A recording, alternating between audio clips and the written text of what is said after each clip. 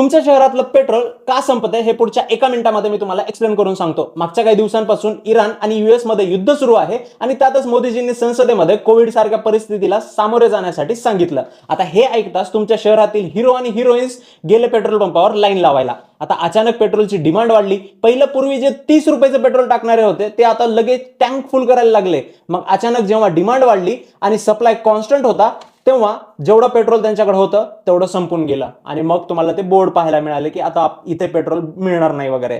पण हे पेट्रोल खूप दिवसांसाठी संपलं नसून ते फक्त काही काळापर्यंत संपलं, म्हणजेच जे नवीन ऑइल टँकर आहेत ते येईपर्यंत हे बंद होते। आता हे का झालं तर कोणताही पेट्रोल पंप डिमांड फॉरकास्टिंग करून म्हणजेच पेट्रोल किती लागणार आहे हे कॅल्क्युलेशन करून ते पेट्रोल स्टॉक करतात आणि त्यातच जेव्हा हिरो हिरोईन्स अचानक जाऊन लाईन लावतात आणि पेट्रोल घ्यायला लागतात तेव्हा डिमांड वाढते आणि सप्लाय एकदम कॉन्स्टंट असतो, ते मग लवकर संपून जातं। लॉकडाऊन वगैरे काही लागणार नाहीये, उलट इराणने इंडियन शिप्ससाठी स्ट्रेट ऑफ हॉर्म्यूज ओपन केला आहे। त्यामुळे दमानं जा, 30च पेट्रोल टाका, पेट्रोल आता तरी संपत नाही।